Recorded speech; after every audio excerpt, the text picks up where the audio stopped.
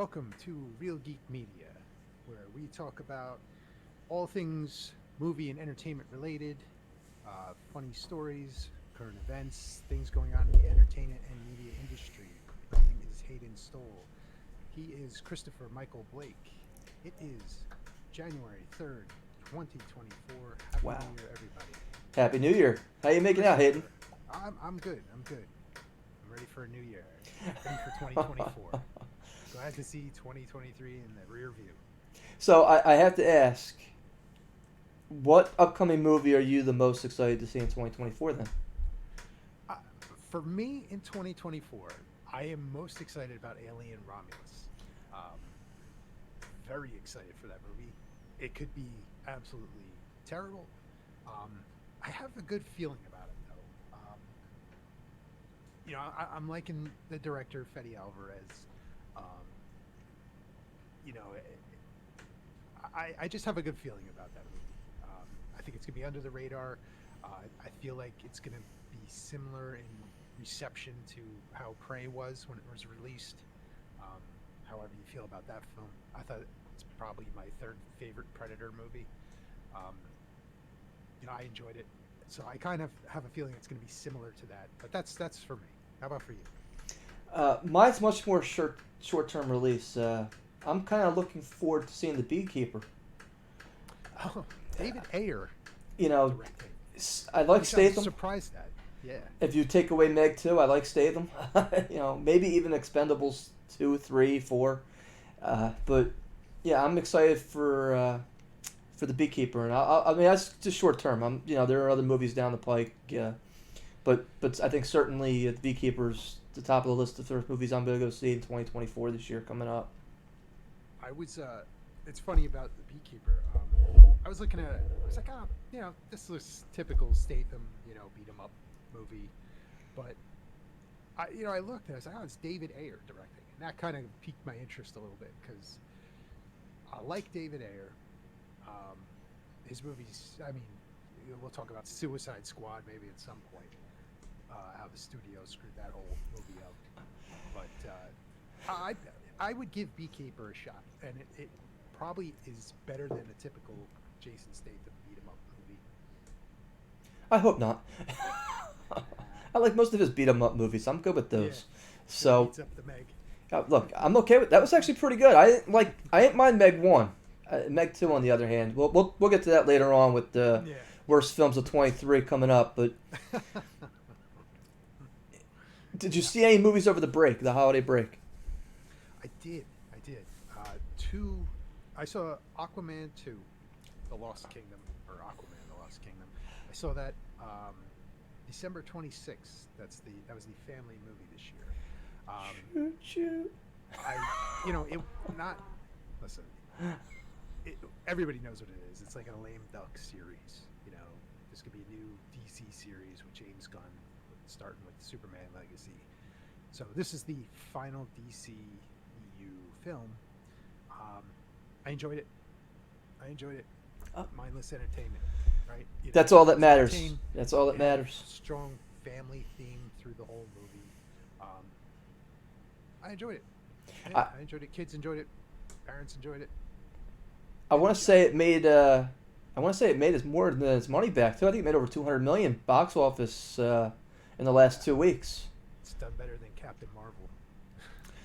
We'll get there again. I don't want to. Yep. I don't want to speak any spoilers here for today. We're not jumping the gun. Nope. And speaking of gun, today we are talking about the Naked Gun. Yes. Yeah. Let me tell you about the other movie real quick. Oh, you saw another one. Okay. Yeah. On Netflix, Rebel Moon. Now, you know what everybody's going to say? Zack Snyder. Listen, I love Zack Snyder. Rebel Moon, I will watch Rebel Moon over and over again compared to movies like Dune, which will bore me to sleep. Rebel Moon, entertaining, action-packed, great visuals, thin on character development, thin on story, but entertained the whole way through. And it really hit on like a lot of like sci-fi things that you really haven't seen on the screen, but heavy like Warhammer 40K influence. I enjoyed it. A lot of people all over Twitter and the internet just trashy and bad reviews. I enjoyed it. I would watch it again. Or That Dune. that really kind of influenced my decision not to watch Rebel Moon, but I trust your recommendations more than what people, some troll online who doesn't know anything. So now I will go ahead and watch Rebel Moon because of your recommendation. Again, I was very hesitant to even, once I started reading the online backlash, I was like, okay, there's no way I'm watching this. It's basically the Magnificent Seven in a sci-fi fantasy setting. If you like the Magnificent Seven, which I'm a sucker for that movie, Love it. any version of it, old, new, Seven Samurai, give me any version of that, you know. So I enjoyed it, but that's me. But anyway, you were saying you're here today. Well, I saw two movies over the break that I just want to put my 2 cents in. Yes, please. The first I was a little hesitant to watch, although it got good reviews, was Five Nights at Freddy. Yeah, I've heard a lot of good things. And so the movie's PG-13.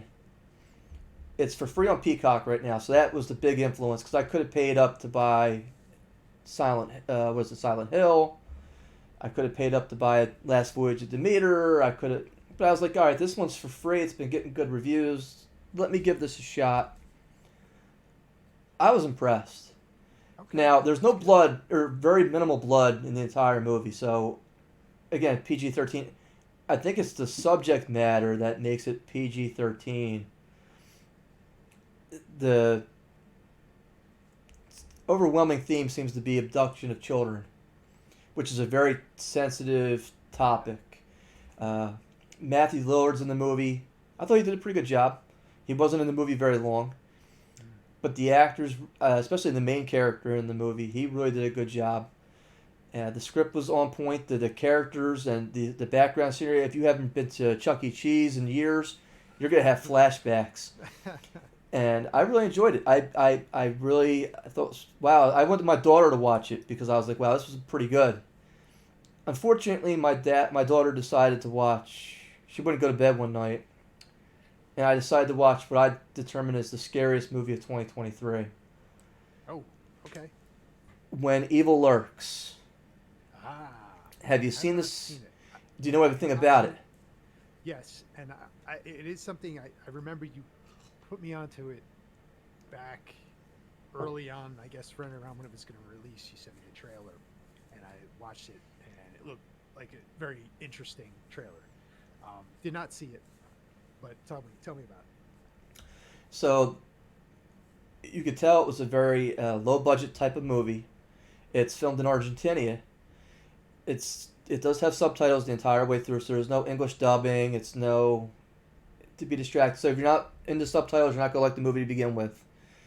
But it's on a low budget scale, but the script is written so well. The characters are phenomenal, and it's a different angle on possession that has never been done on screen before.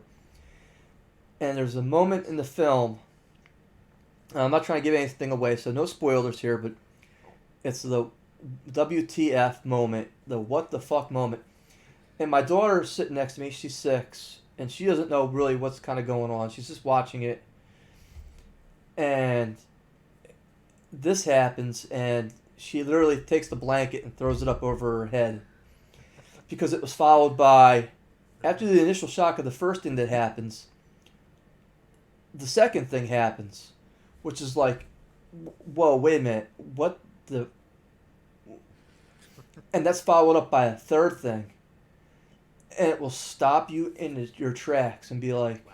And it will just, your eyes will just be glued to the screen, like, what did I just watch? Wow, nice. So if you get the opportunity, you're into horror, you like horror, When Evil Lurks, it's not the only horror scenes. There are at least 2 or 3 other scenes in the movie which are difficult for a film to pull off. Especially one of a lower budget type quality, who's international type film, but this one is scary. It is legitimately scary. Check it out. Again, my favorite movie of 2023 in terms of horror, not overall, but just horror genre. That's got to be up there, and highly recommend it. Can't recommend it enough. Nice. Nice. I'm gonna mark that down and take a look, take a watch. So we are here today to talk about the Naked Gun. The Naked Gun. So, did you watch the movie recently? Yes, I did. I watched it last week, or I'm sorry, the week prior. Um, I watched all three. yes, nice, nice. Now And Dracula Dead and loving it.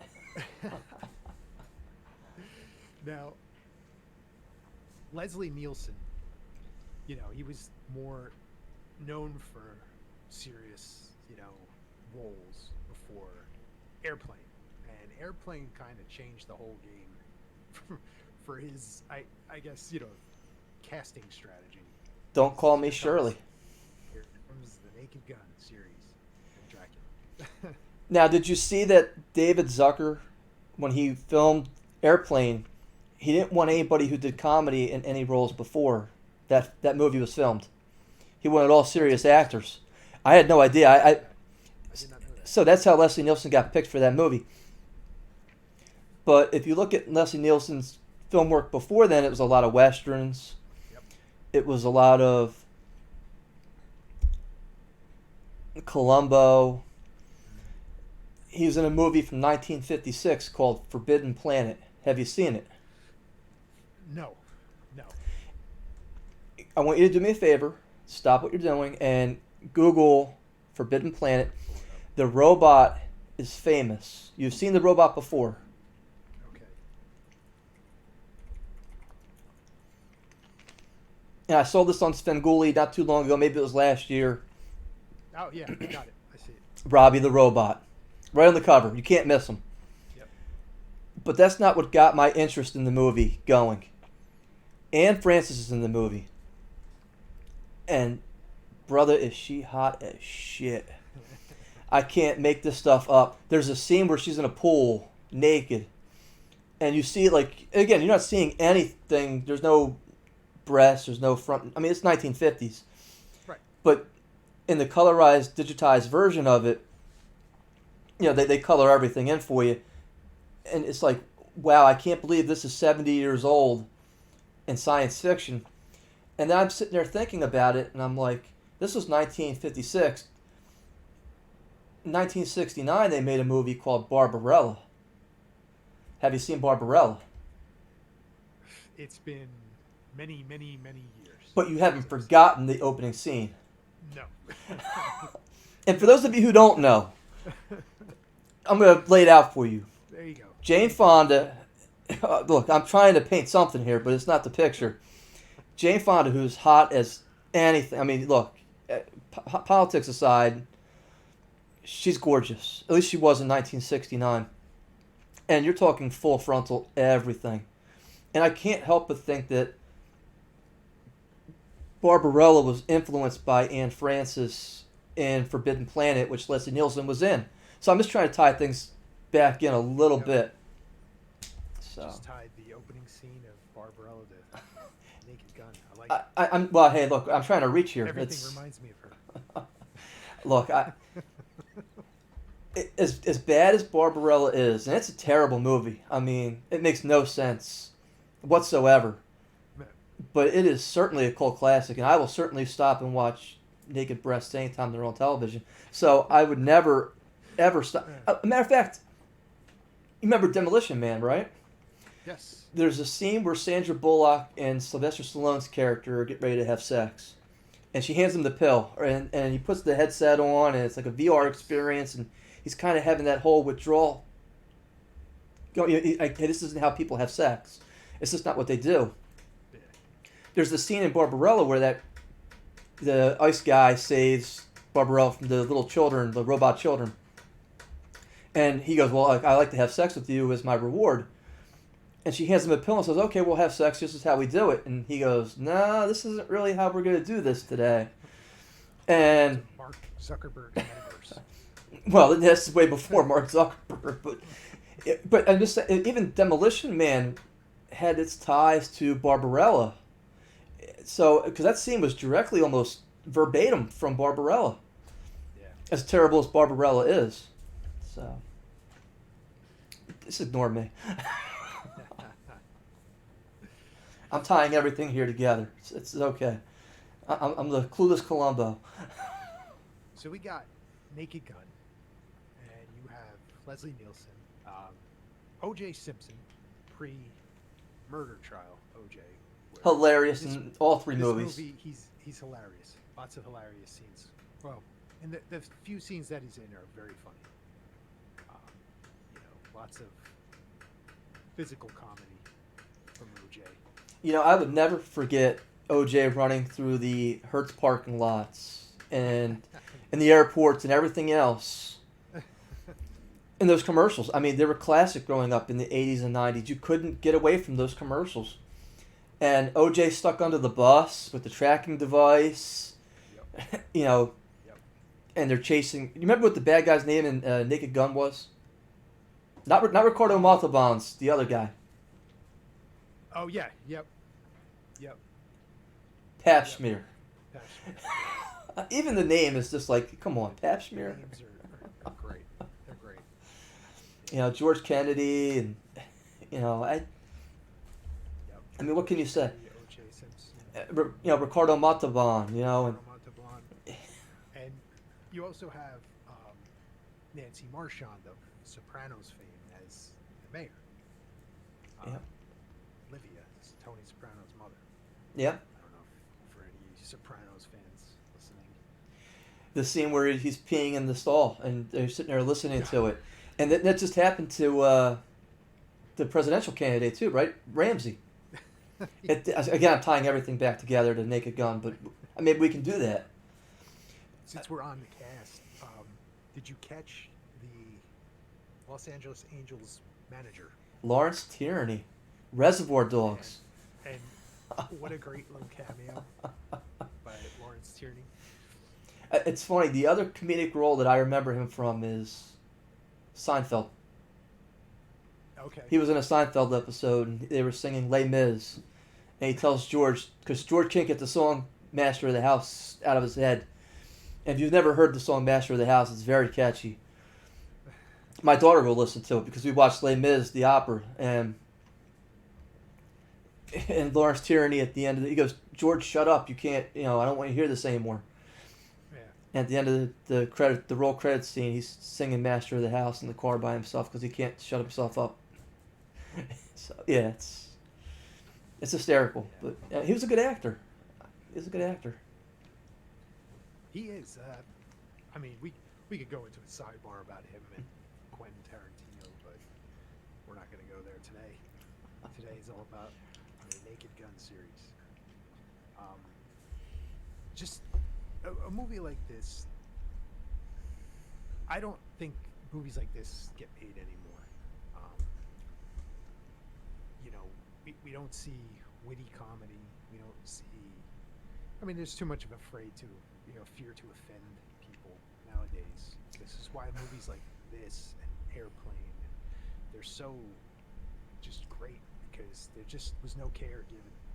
It's just something for everybody. And I remember when I went to see this movie, my father took, my mom, my brother, and myself. We all went to the movies. We all saw this together, and it was great. We were crying the whole movie. It was so funny. Just the deadpan Leslie Nielsen delivery throughout the whole thing. It's just so good. It's so good. And it's like if they were to do something like this today, like you see like a Liam Neeson in that role, kind of playing that deadpan police detective. I could see something like that, if they were to make something like this today. But there's just so many good moments. Like the opening scene just sets it up so well. It's very funny you mentioned that because my interpretation of the opening scene is you have Gaddafi and Gorbachev and all these terrorists that we grew up with, and the news portrayed them as evil people back then. Mm-hmm. They're basically the equivalent of Putin. I watched this movie with my daughter when I was watching it a couple weeks ago, and I looked over at my daughter and I felt so bad because she'll never know who these people are. She'll have no historical record for. It's like, hey, do you remember who Khrushchev is? I mean, I couldn't pick him out. I mean, I know who he is. He was the former leader of the Soviet Union, but I mean, could I pick him out of a lineup? Probably not. But I mean, nobody's gonna forget Gorbachev's, the spot on his head, and Yep. Gaddafi's harem of the Ayatollah of Iran. Yeah, the whole it's hysterical.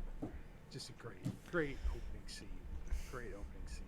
Yeah, And then they come off. He flies back to America, comes off the plane, and talks about his girlfriend leaving him. And Weird Al Yankovic cameo. he was in the third one too. Yeah. Yes, he was in the third one too. And for me, when we talk about the first one, the second one, and the third one's my favorite, and it's not because of Anna Nicole Smith. I actually did not. I was not a big fan of hers, but Fred Ward is the bad guy in that movie, and I just love that guy. If you ever watched the movie Miami Blues or Remo Williams, The Adventure Begins, just an underrated actor who never got his credit, in my opinion, in Hollywood. Who can forget that? The guy was, he's, I loved seeing Fred Ward pop up in movies. Love that guy. Yeah. Rocco Dillon. Yeah, I mean, it's just, but again, it was, and then Pap Smear makes an appearance in that one too, and and again, it's just one of those things where it's the continuity is nice for the franchise, but I really enjoyed it, and I enjoyed watching the Naked Gun one, the first one is second and a half, and the 33rd and the third. Smell of Fear. Right, I actually transitioned to watching the Scary Movie franchise. Yeah, that's a good transition. Because Leslie Nielsen's in the second one, and yes, I forget it was the second one or the third one, but he plays the president, and it's hysterical. If you haven't, I mean, you might not even remember the scene, and I don't know how they don't play this on Instagram all the time, but there's a scene in the movie where it's supposed to be back from The Others with Nicole Kidman. Yep. And it's the little girl, and she's got the skull over her, the cowl over her face, and and she's holding the creepy little puppet in her hand, and Nicole Kidman walks in and goes, "You're not my daughter," and "Yes, mommy, I am." Well, in this one, Charlie Sheen plays the father. And I love Charlie Sheen. I don't care what he does in life and how terrible how many drugs he's on, whether it's Hot Shots or 2.5 Men or Anger Management. I'll watch almost anything he's in because he's hysterical. Charlie Sheen deep cut, The Arrival. Great movie. Love that movie. Great movie. Love that movie. So he walks into the room, and stop me if you remember this. Do you remember the scene? In Scary Movie, so Charlie Sheen walks into and the little girls with the cow. This is the comedy. So he goes, "You're not my daughter." He goes, "Yes, I am, Daddy." So Charlie Sheen, very slow, takes his hand and whips back the sheet. Who do you think's under the sheet? Do you remember? I do. Who? Michael Jackson. I could not get enough. I just could not get enough. I don't know how that's not played every hour on the hour on Instagram. I don't know. You can't, they just don't make them anymore, right? Go find out a comedy movie that's like that, right? They just don't make them. That's why these things are classics, and they can rewatch them over and over. So you just can't make them. Yeah. Or maybe they can, but nobody's witty enough to do it. In the movie, Leslie Nielsen runs over an alien. It's an alien visitor, and he pulls his wallet out and goes. He pulls 220s out and goes, "This should cover everything," and puts it around the dead body. It's like, oh yeah, sure, this is not a problem, And there's so many great actors in that movie. It's like Anthony Anderson's in that movie, big time now. Kevin Hart's in the movie, big time now. And it's like, Anna Faris is in the movie. She had a big career after that. She had a good career. Yeah. She was So in TV with moms. I think, Yeah, show. the one where she's an alcoholic, or yeah. Yeah. But I mean, I'm not. I know I'm getting off topic, and we gotta kind of pull it back in, but it's just the 100 Degrees of Nestle Nielsen worked because he was such a stoic actor. He plays everything deadpan, like you said, and we talk about the Naked Gun movie itself, and it's like his heart's been broken, and here he is trying to find love, and you got this whole. And his movies are very eco-friendly. I remember the second one with the oil spills, and you have the Exxon Valdez drivers in the little go-karts running around, and it's just it's funny stuff. But it was it wasn't funny back then. Right.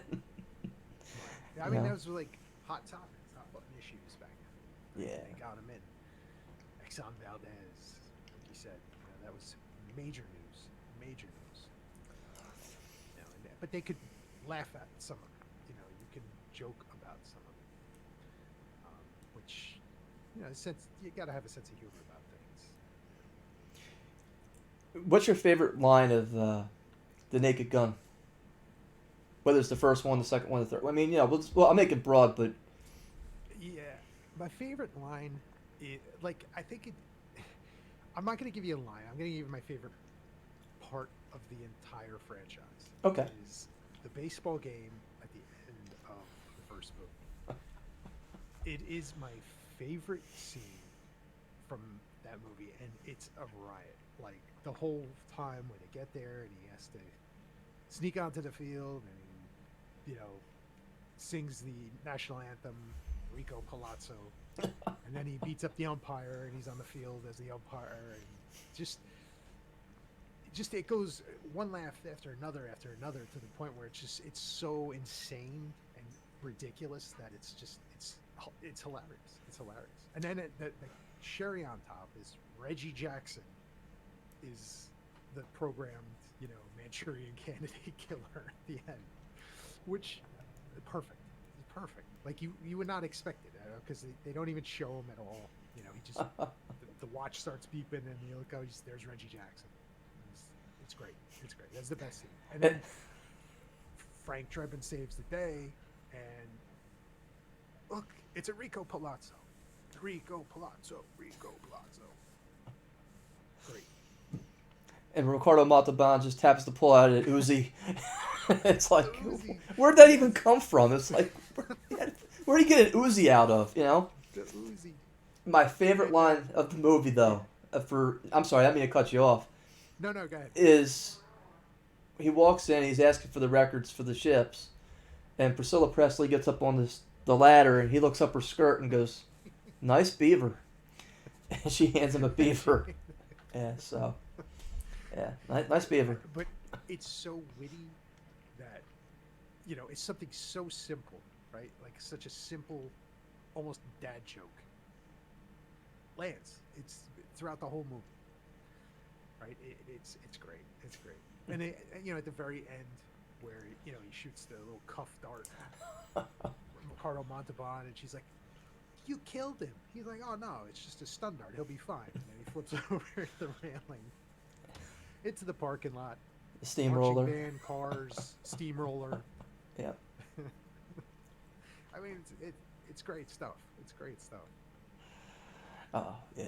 I can't debate any of that. It really is, and even when OJ is in the water, they throw the tape around OJ. It's like. Yes, so good. How about John Houseman in the movie? You remember John Houseman as the professor from Paper Chase? Yes. Now he was the driving instructor. Yes. Yep. Feel free to flip the bird. Yes. Extend your arm. Yes. The girl doing it too, like the girl driving, is just like the way she does it is just so funny. Had to be a career role for her. Like the doctor that's escaping and crashes into like everything, and then at the end into like the nuclear missile, or a fireworks store or something. Yeah, crazy stuff. Yeah, it's a great movie. It really is, and I hate to sit there and say that you're going to be right. I think we do come back around to these lower budget comedies eventually, and maybe it's based on the superhero franchises right now that really just they're overplayed. So maybe they do come back in some form or fashion based on them. It's sometime maybe. I would love to see that. Reserve my judgment. I would love to see it though. Love to see it. Something fresh. All right.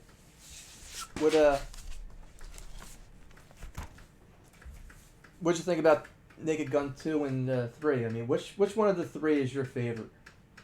For me, it's the first one. That's the one I always go back to when I think about it. Is Naked Gun 1.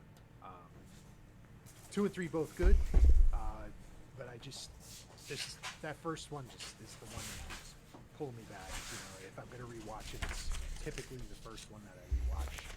Maybe that's the only one that I rewatch. Not to say the other two are bad, but that's my hands down favorite one. I watch the third one and I sit there and say to myself, the prison scene for me is the funniest part. They're getting rid of the sand and they got the giant mound. Yeah. And then you got the prison rapist and he's brushing his teeth with the toilet cleaner. And he's a famous actor, that guy. He's been in a lot of like low budget B movies. I mean, he's got quite an impressive career. I couldn't tell you his name off the top of my head, but I mean, he's very good at what he does. And again, another serious actor put in a comedy role, and it pays off. Which I think was what Zucker and Abrams and Zucker, they call him Zaz for short, really wanted to do. Is you look at the airplane movies, it's the same thing. Robert Hayes, I mean, it doesn't exactly scream comedy genius to me. Yeah. But it works. It works for not only that film, it works for a second one. Yep. Absolutely. I 100% agree. It's we'll have to go into airplane one day, but Definitely. Yeah. So we're gonna run into the commercials now. So, from Christopher Michael Blake, author of Pray for Dawn and Pyramid of the Parasite, comes the mystery novel The Cape May Murders. 5 days before Halloween, retiring police chief Browning has two separate mysteries to solve. The first, the reappearance of a woman missing for 25 years, stricken with amnesia. And the second, a ghastly killer dressed as the Grim Reaper killing off Cape May stakeholders. Can Chief Browning solve the mysteries and how they are related before becoming the next victim? The Cape May Murders is available on Amazon, BarnesandNobles.com, and at www.ChristopherMichaelBlake.com. Is your business looking for an affordable way to gain new customers or attract new clients? Real Geek Media and Entertainment is now offering sponsorships for their podcasts.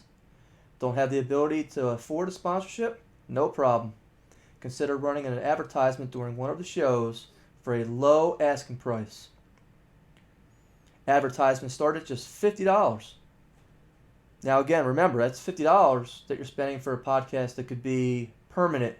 Once it's out there, it's downloadable at any time. It's almost like you're paying for a permanent commercial on a permanent ad space. Visit realgeekmedia.com, click on Sponsor Us, advertise with us, or donate with us to get started. Again, that's realgeekmedia.com. So Hayden, 3 weeks ago we had the first of our contests, our game show. And for those of you who aren't familiar with our game show, it's called the Over-Under Game, where simply we tell you what the movies coming out for the next 2 weeks are going to be, and we try to guess the over-under in terms of the box office for that opening weekend, in terms of what the dollar amount for that budget's going to be, or for that intake's going to be, how much money that revenues that movie's going to make for that weekend. So we reviewed 5 movies last time. 5 movies. Iron Claw, The Color Purple, Migration, Aquaman, and Wonka. Now, I can only tell you that I thought I really goofed making my recommendations when we had our sit down and we discussed everything. And I thought you were going to blow me away. I was like, you know what? I walked away, turned it off that night, and I was like, man, I got no shot at this. But let me tell you, there was a clear-cut winner between the two of us. I mean, it wasn't even close. Really? Yes. Now, I'm going to say this. We both overestimated on most of these movies. In some cases, by a lot. By a lot. By a lot. I figured that. So, if we were on The Price is Right, neither one of us would be coming home with any prizes. I'm gonna go $1 next week. That might be the safe bet. However, one of us came within $1.2 million of the actual gross of one of the movies. That's pretty impressive. So I'm gonna start with that one. Okay. Iron Claw. Iron Claw. You guessed. You remember 15 million. 15, I think. Yeah. Yes. I guessed 6. The actual retail intake for that week was 4.8 million. Oh. Yeah, so that was like that was as close as we got with anything. After that, it was a shot. Wonka wasn't bad. We're going to Wonka next. Wonka was, you remember 60 million you guessed? I think I had 60. You were 47. The actual budget, the actual profit that they took in for that weekend was 39 million. So again, not bad. 8 million off. That was, I mean, for a guess, that was. Yeah, that's not bad. I heavily overestimated people going to the movies during the holiday. No, I don't think so. I actually think this wasn't a bad weekend because I look at what Wonka made and Aquaman made. Even The Color Purple, they've made $50 million since they've been out since Christmas. Yeah. Migration's made over $100 million. Aquaman's made over 2. Wonka, I think, made over $400 million total. So, I mean, again, a lot of that's international, but still. Yeah. Hey, so, Color Purple, you guessed 50 million, I guessed 40 million, and we way overshot. Right? That was for the week because it was a Monday release. 11 million. Wow. Oh, we overshot our load on that one. That was yeah. That's over a week. Yes, that's over a week. Kind of sad. And again, it's only made 50 million. If you had said 50 million total when we came on 3 weeks later, yeah, right. when we came on 3 weeks later, you'd be correct. I knew it. So long.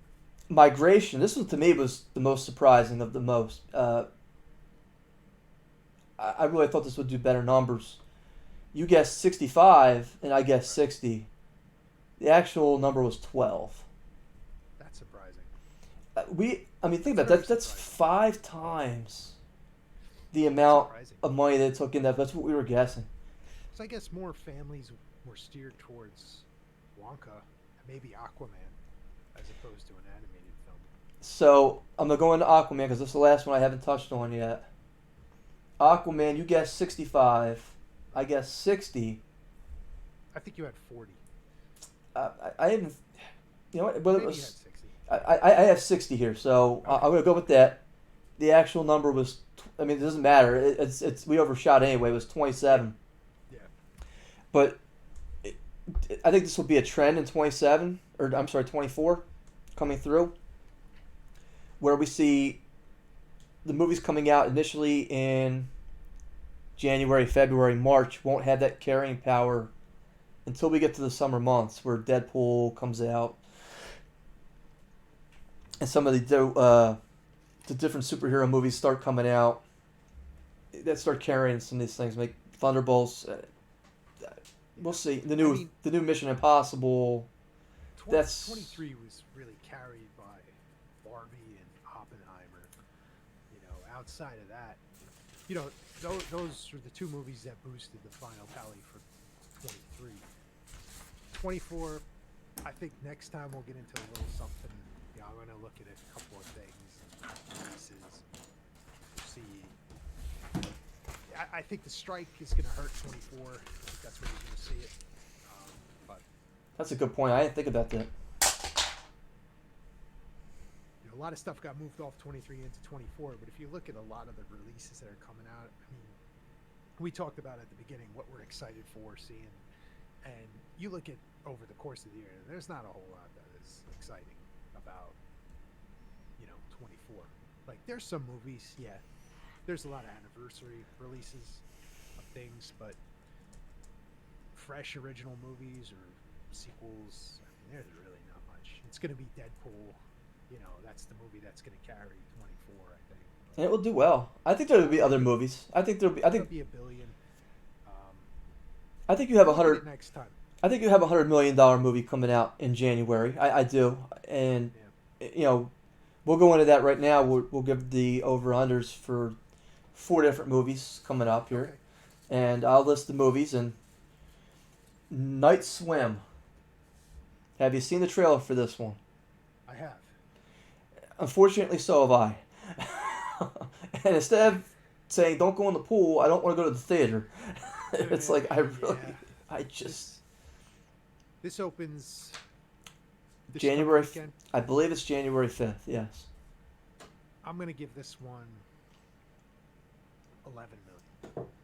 I think you're being generous, but I'm going to say this. You might not be far off only because it's PG-13, and that means all the 13 to 18-year-olds can go, and it's, not be worried about, oh, I get carded, I'm not allowed to go see a real horror movie. I still think you're overestimating it, and I'm going to have to go probably 5.7. Seven. Yeah. Let's see if I don't lose these sheets this time. They got a movie coming out called Mayhem. Have you heard this one? Mayhem. It sounds familiar. Let me pull it up real fast. Mayhem. Tell me about it. I also hope you could tell me about it because I haven't know. I don't know anything about this, so I don't want to sit here and watch the trailer. But Mayhem. Why does that sound familiar to me? let's see who's in this thing. Let's see who's in this. Mayhem.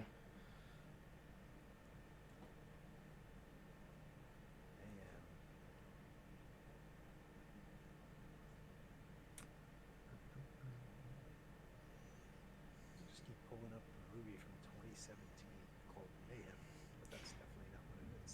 I'm not seeing it. I got the trailer here for sure. It's an action movie.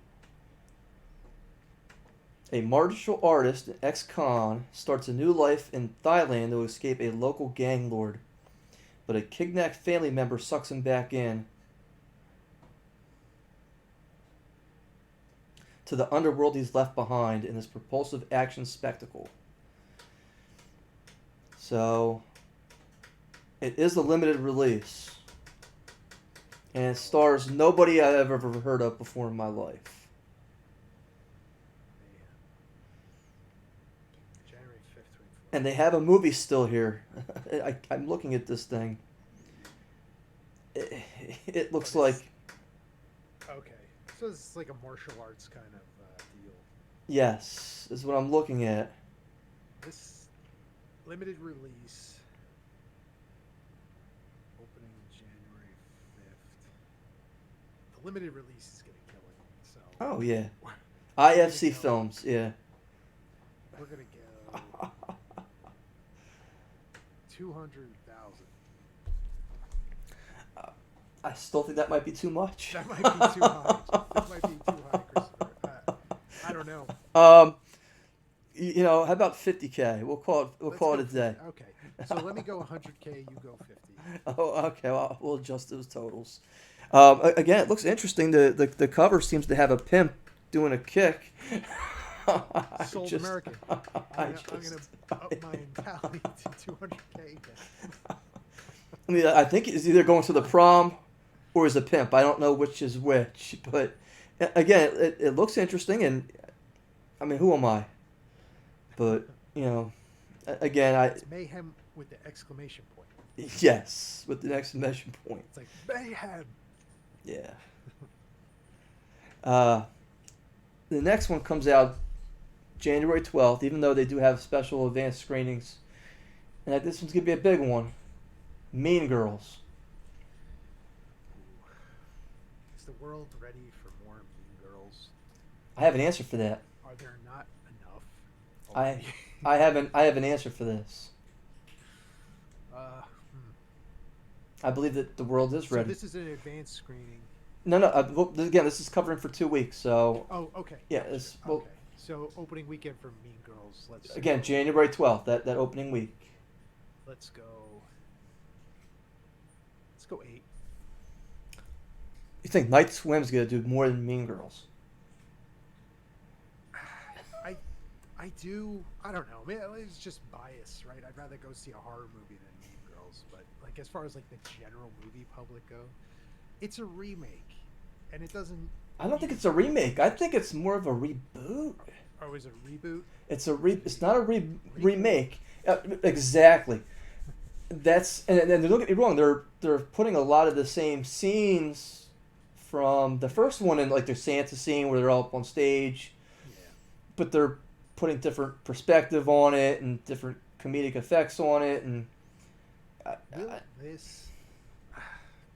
See, it's like movies like this. This is one of the problems, in my opinion. Like, you have a movie like Mean Girls. Okay.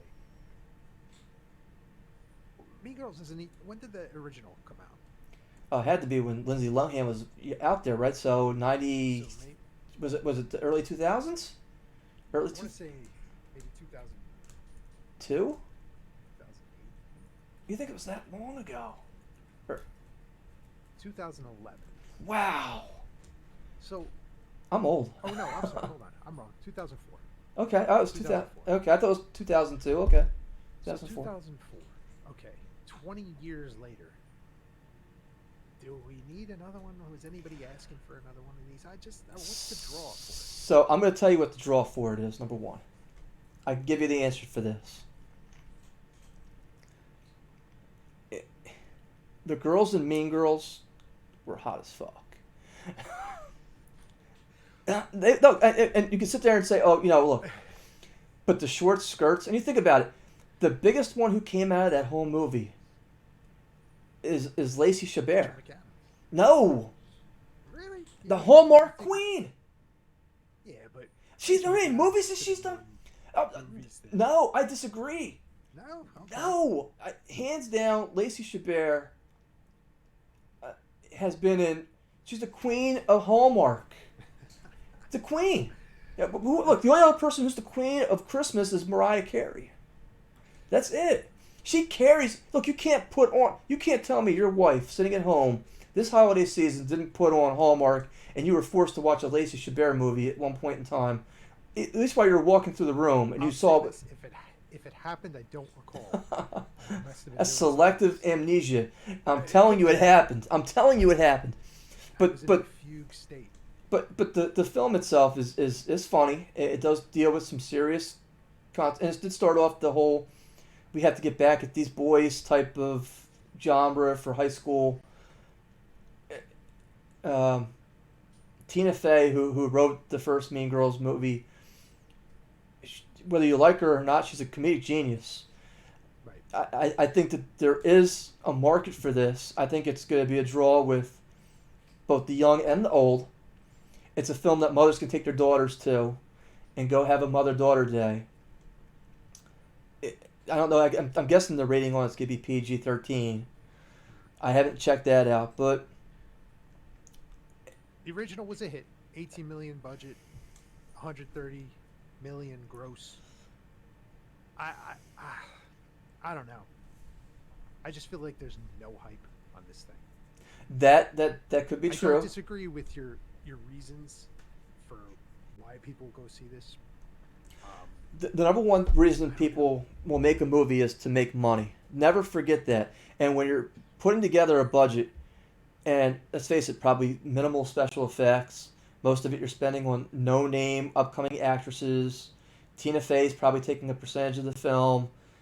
writer, starring in it, producer, whatever else credits you want to give to her, and you're bringing a couple of her friends in who are dying for work because they probably haven't worked since the last Mean Girls movie.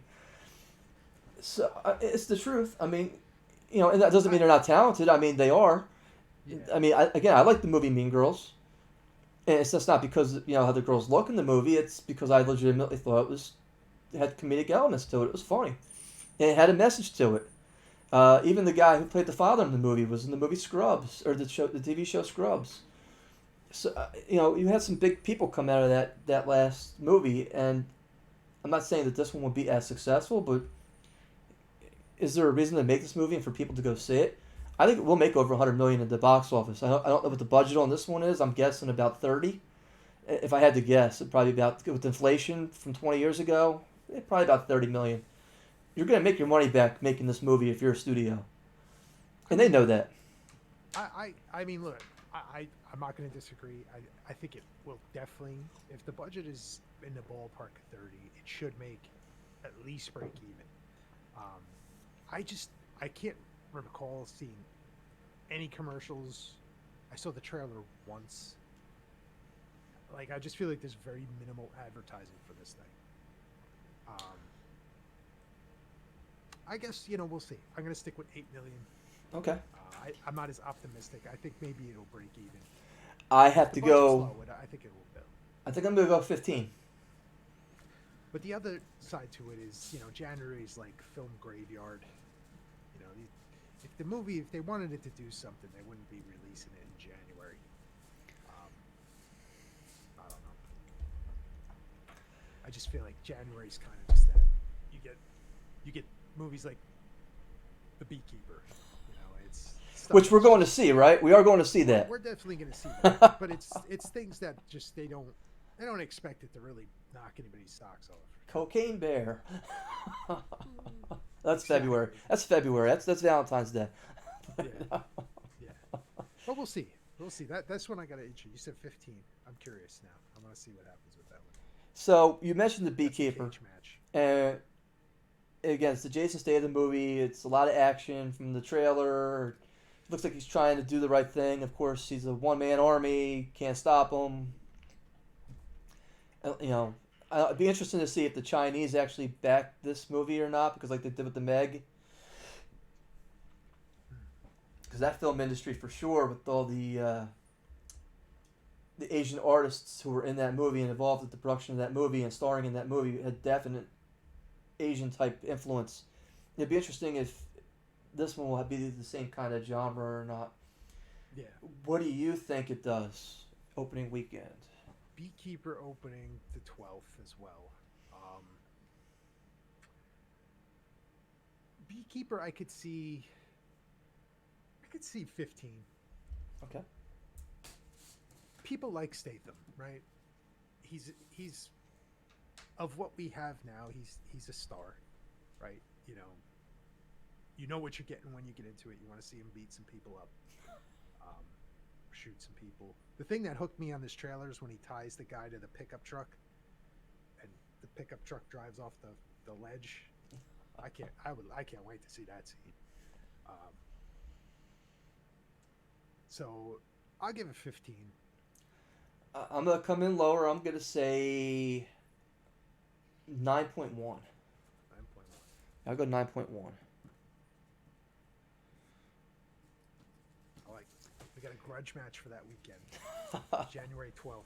And we gotta go see the movie, so we have to go see the Beekeeper. So we will do go a double feature. We'll do that and Mean Girls, just so you can. Well, let's not get carried away. I don't want to call it Mean Keeper. It's the January Barbenheimer. If they want to wear the Santa outfits, I'm okay with that. I'm okay with that. So, we kind of alluded to this when we first started tonight's episode, and it's something that you came up with the idea to you texted me on X, formerly known as Twitter. Hey, we have to do a list of the worst movies of 2023, and I found this hard.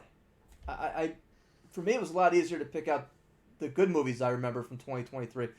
In fact, I had a tough time remembering which terrible movies I even saw, because I avoided a lot of movies that got bad hype. Maybe I was a lot more Yeah. selective with my time. Yes. Maybe I was a lot more selective with my money, my budget in terms of. Again, it didn't curtail me from going to a lot of movies this year, but I agree with that. You're a lot more selective now. Everything's way more expensive. You know, your money is where you spend it. It's very important nowadays. So when you do see something, you're a lot more. I'll wait. Maybe it'll be streaming. You know, versus I need to see this. Now, some of I say all but one of my bottom five I saw streaming. One of them I saw in the theater, and we saw it together. Um, do you have yours in any particular order? I do. Okay. So why don't we trade off? Okay. That's I mean, rather than just me listing five and you listing five, and you know, so we can have a little bit of a discussion and go back and forth. So, this again, it's all personal opinion. So we're neither right nor wrong, or because I can tell you now, some of the movies on this list, people like these movies, Yeah. and maybe I fell and hit my head when I was a child. It's possible. But for me, the worst movie I saw in 2023, the absolute worst, hands down, and I went to the movies to go see this, was Barbie. You know, okay, that's my number three. Well, at least I got to be honest. I watched it over Christmas break. I'm sorry to hear that. I tried to warn you. I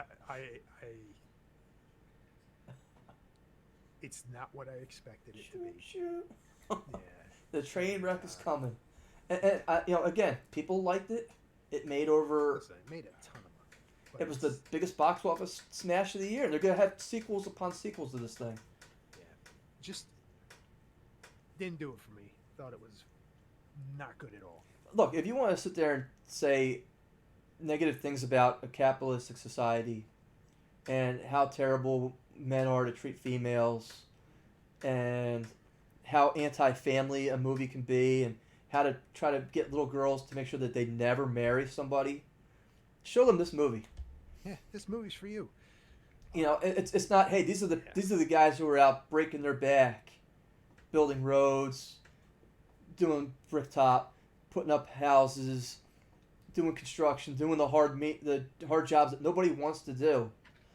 And we're not going to show that to you. Instead, it's going to be, oh, we're downtrodden. Now, again, I'm not trying to make this a political discussion, but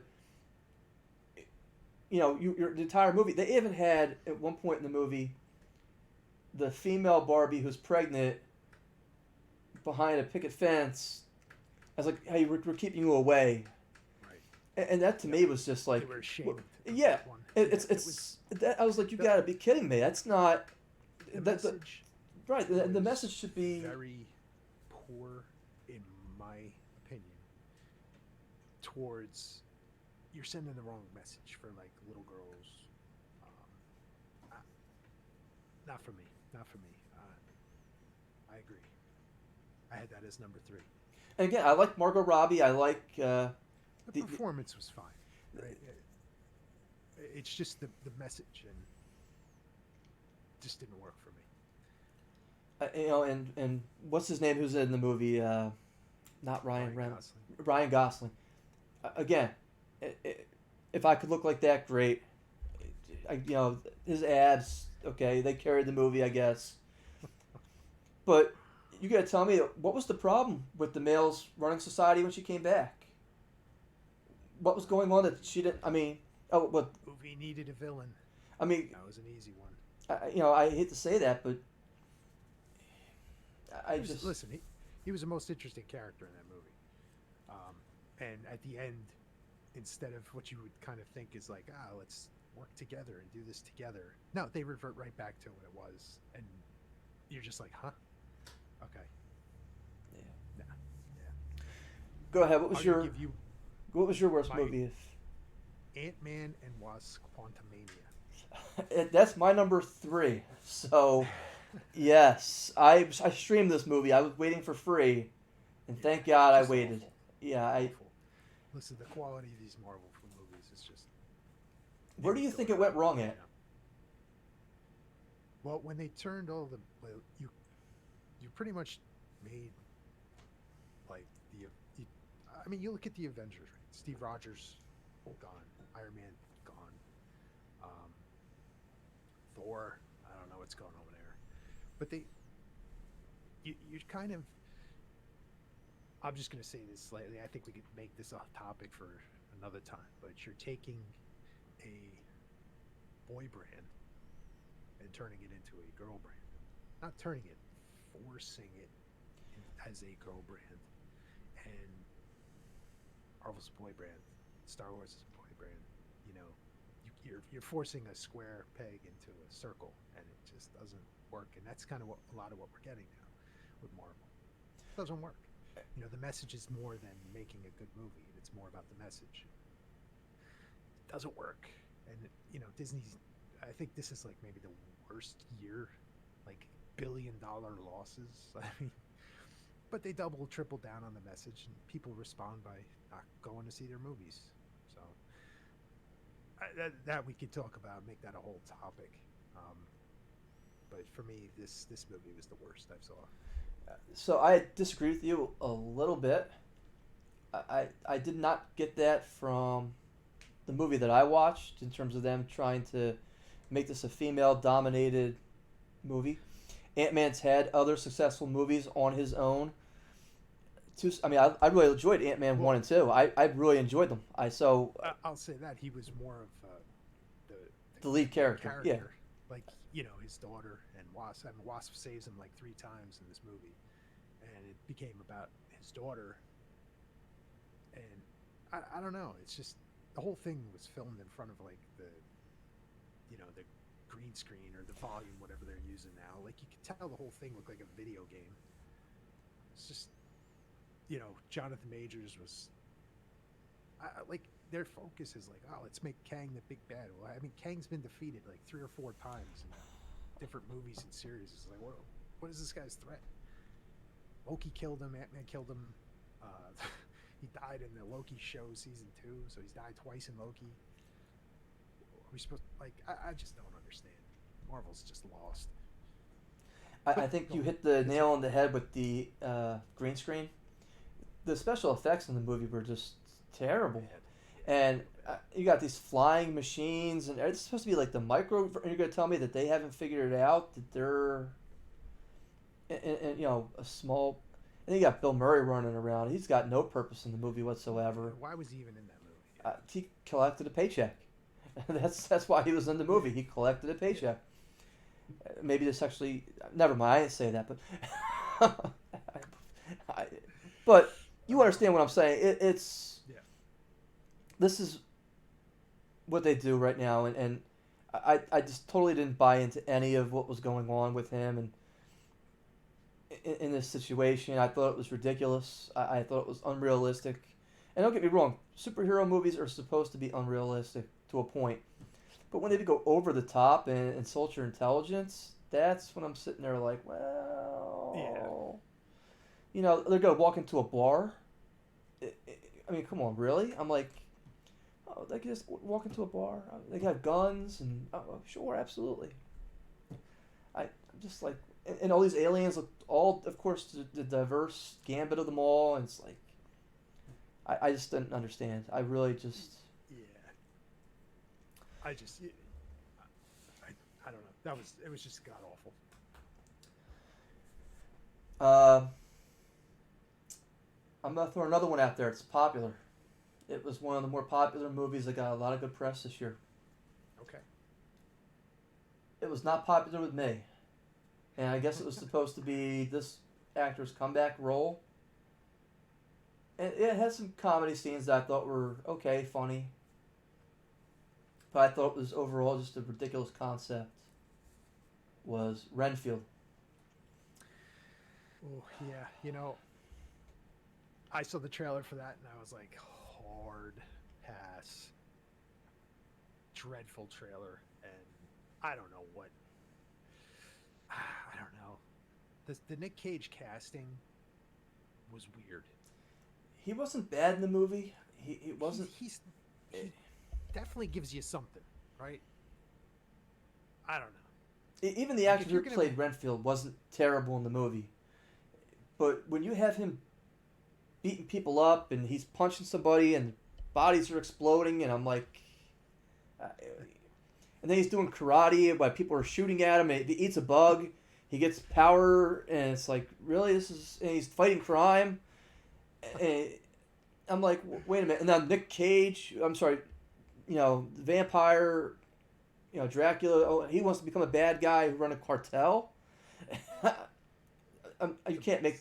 Yeah, and then of course they vaporize him by opening the drapes. So, there you go.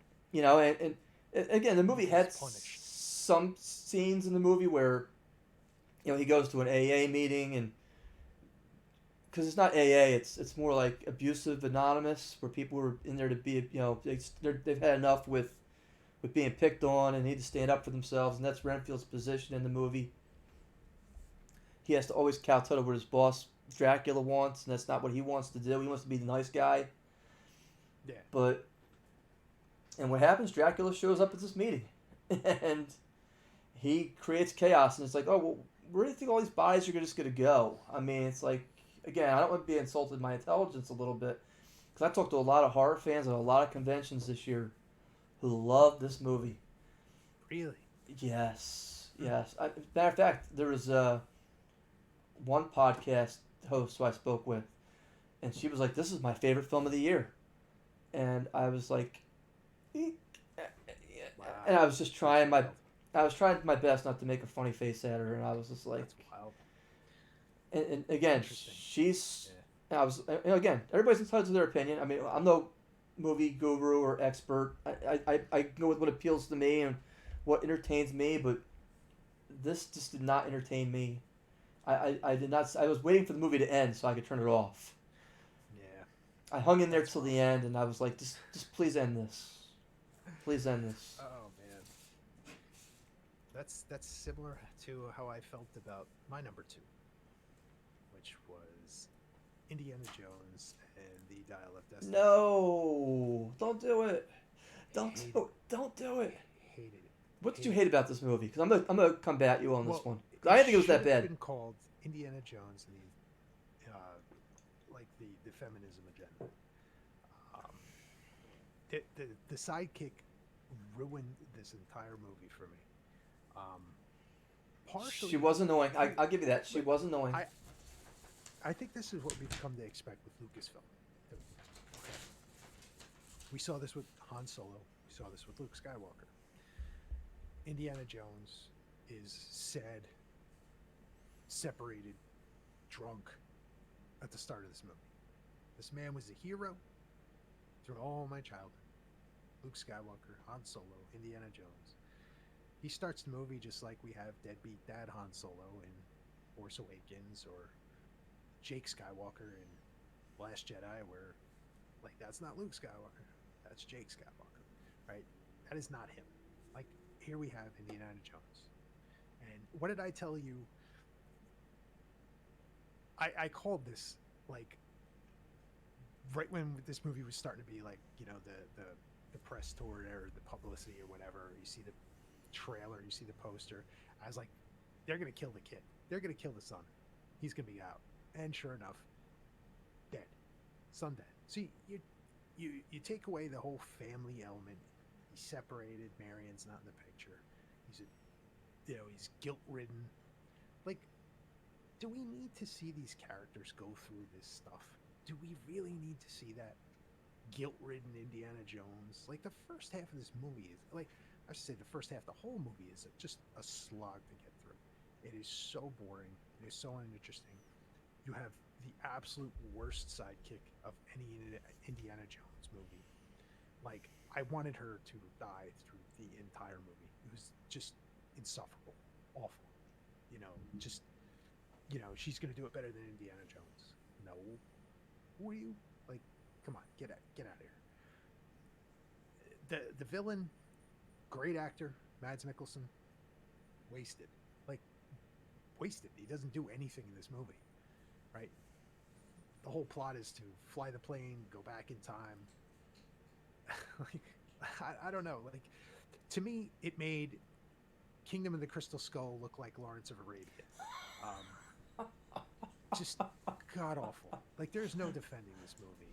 It's just terrible start to finish. I feel bad for Harrison Ford because we're never going to get another Indiana Jones movie. Like, it's just not going to happen. And this, I, like, you, it's just a mess. It's a mess. Now, what? You said you enjoyed it. I actually didn't think it was all that bad. I thought that again, it had the typical streetcar scene where they're in the little box car, and that's goofy and it's not realistic. And yeah, okay, you're absolutely right when I say that the female sidekick in the movie is despicable. Crappy job of casting. No redeemable characteristics, in my opinion. None. However, I don't believe that she was trying to replace Harrison Ford in the movie. That's just my interpretation. I still think Indiana Jones was the main character. I don't disagree. Like, he was, but you know, if they wanted to do this right, you get the actor that played Short Round, put him in this movie. You know, that was a likable sidekick, right? Coming off Goonies, here's Short Round, right? He's he just won an Academy Award, right? Put this guy in the movie. Let him be the sidekick. It's the agenda driven, and I don't want to get into like that side of it, but there's no other reason for that type of sidekick other than to push the narrative. Who was the other bad guy in that movie? Dial of Destiny. It was Boyd. No, the other one. Who was the? Boyd Holbrook. I thought he actually did a pretty good job in this. I did not. I thought he was wasted. He didn't have enough. I thought he was more. A good actor. I thought he was better than Mads Mikkelsen in the movie for what he was given. He was. And the not. villains were all. You're not wrong with the whole Mads Mikkelsen really didn't do anything in the movie.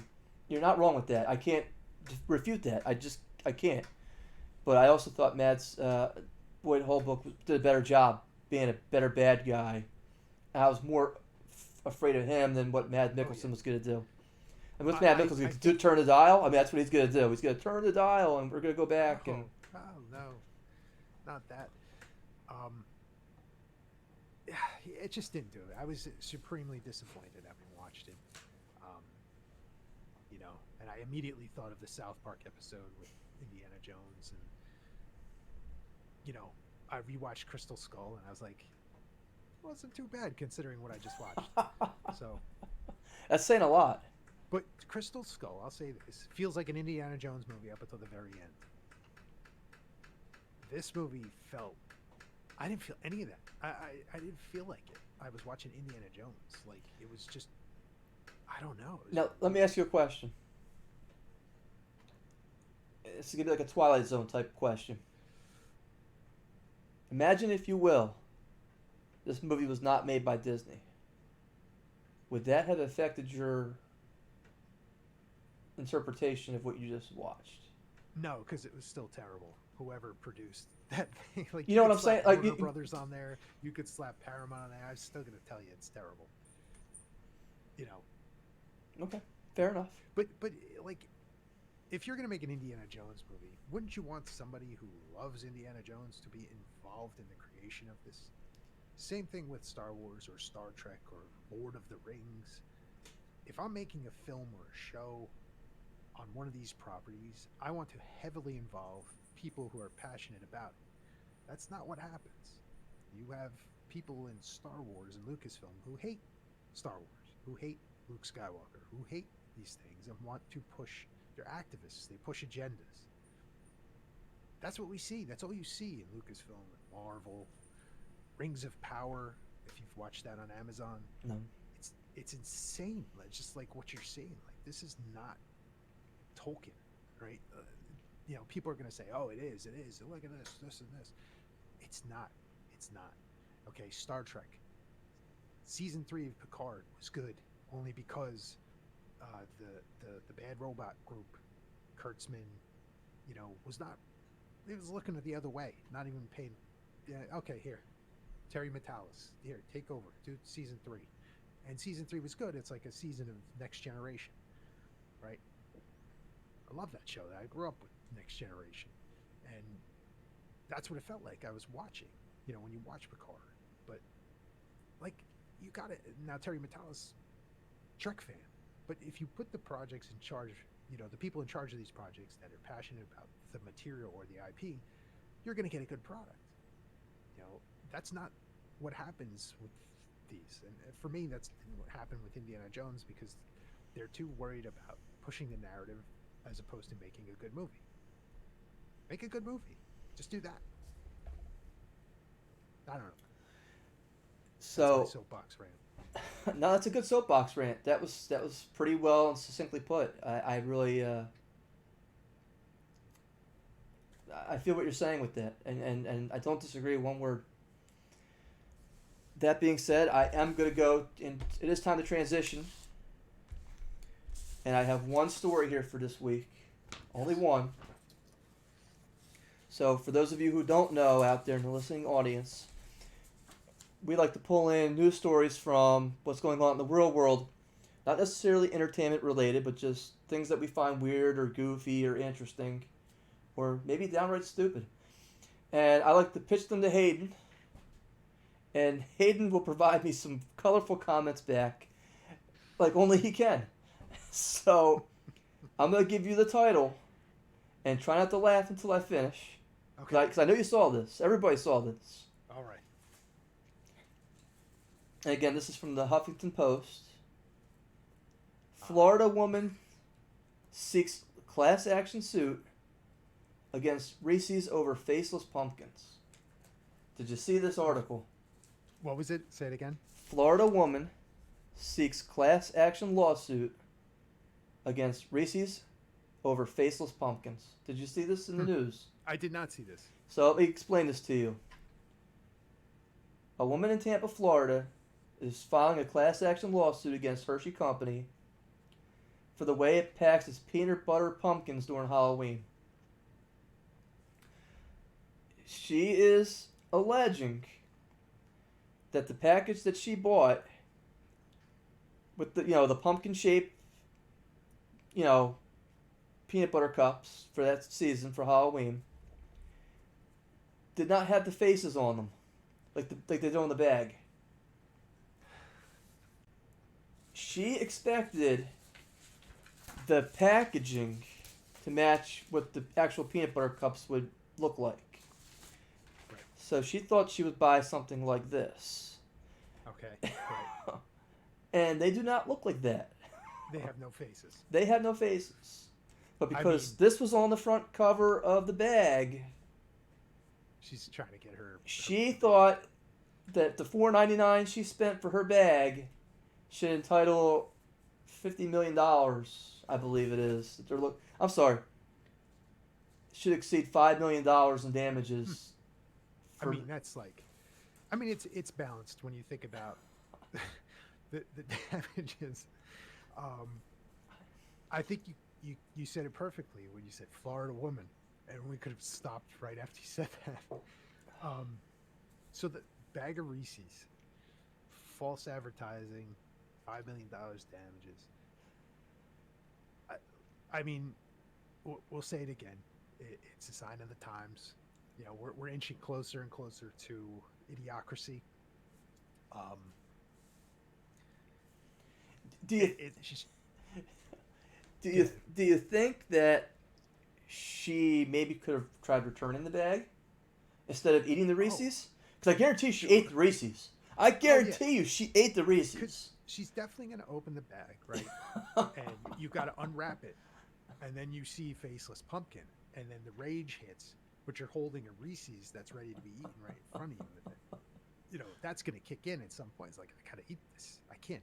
It's a Reese's. At the end of the day, who doesn't like a Reese's? You're going to eat that.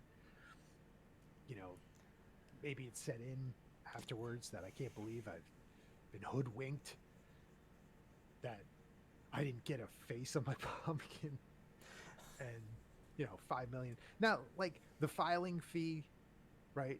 I'm assuming she's an attorney that she has to pay. I, I This don't is know a if she's an. $5 It bag doesn't of say that receipts. she's an attorney. It just says that she's filing. So she's got to pay to file for this lawsuit, Well, not right? necessarily. A lot of times you can file a lawsuit and you only receive damages if you win. If you don't Right. win, there's no fee. Right. So let's say you're the attorney at Reese's, and you know you're the next man up. Here you go. See the brief. Ah, faceless pumpkin. I was like, all these other guys are getting, real cases, and this is going to be my few good men case. You know, gonna call Jack Nicholson to put him on the stand and have him tell me, "You want me on that rapper? You need me on that rapper." Oh my god! I mean, but do you think But that? like, doesn't she have friends that say, you know what? This is probably not a good idea. Just return the bag or ask for a refund. Um, Take it back to Walmart. Uh, I, Is this I the don't type of know. person who sits there and watches like a car fly in a commercial and then Oh, says, "Oh, sure. I can't believe my car didn't fly." It's false advertising, Oh, hey, right? I I went saw to Back to the Future and then I sued, Hyundai you because know, my car didn't my fly. It took DeLorean me, didn't fly. Yeah, I yeah. just. But it's either your friends are encouraging you to encouraging this behavior, or they're just like, you know, doing it for a laugh. Let's see how far she takes it. What kind of friends do you have? But I I would assume because Hershey's is a pretty big company. I would imagine Oh yeah, if you send them an email voicing your displeasure, they would probably reach out to you and say, "Hey, not a problem." And because how much money do you really get in a class action lawsuit?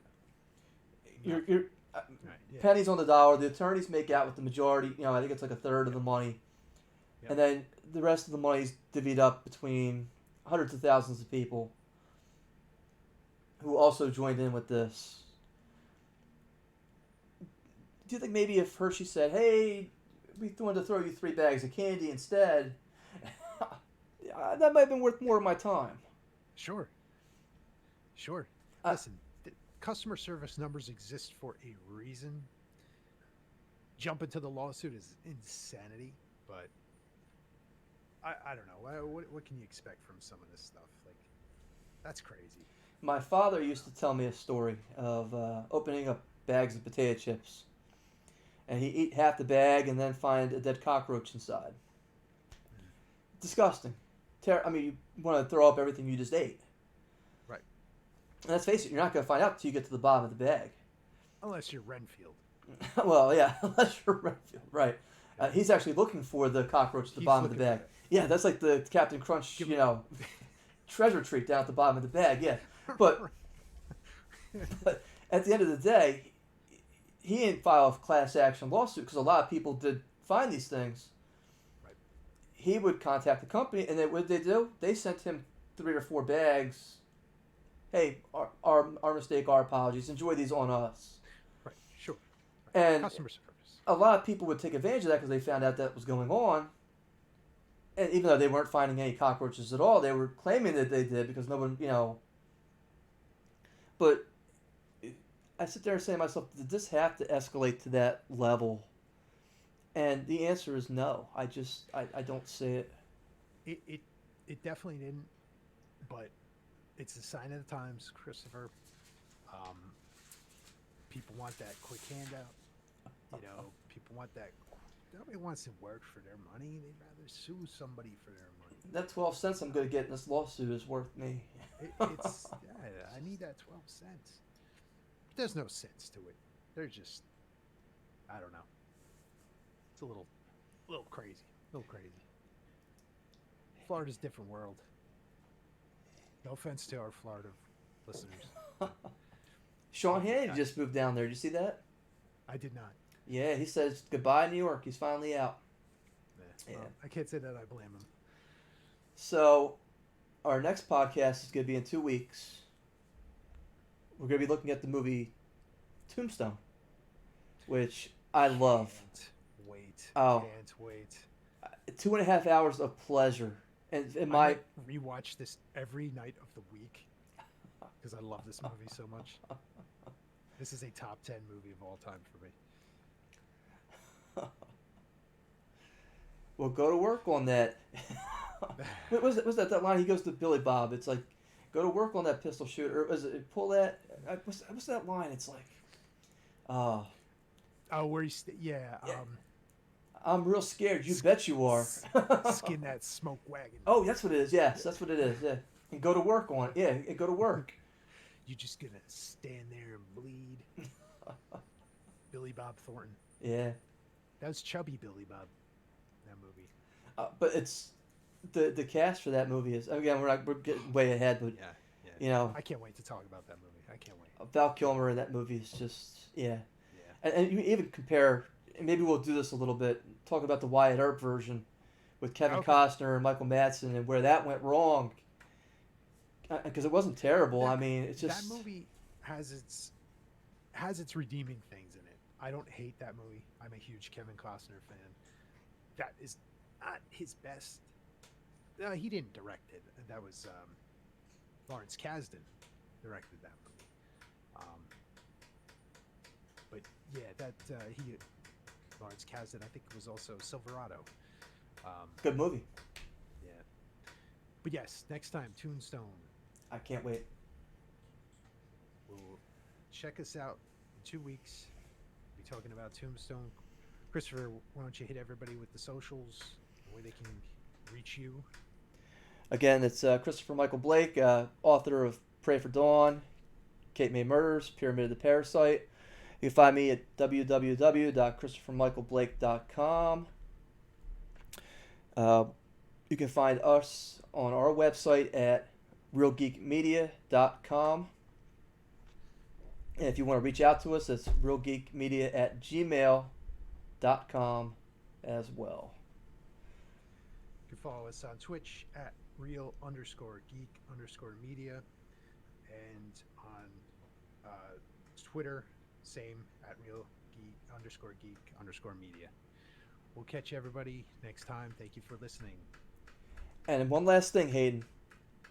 0 interruptions or drops tonight. Somebody is up there looking out for us. I don't know who it is, but thank you, Streamlabs. So we're starting off the year right. We're eating right. See you next time. See you next time.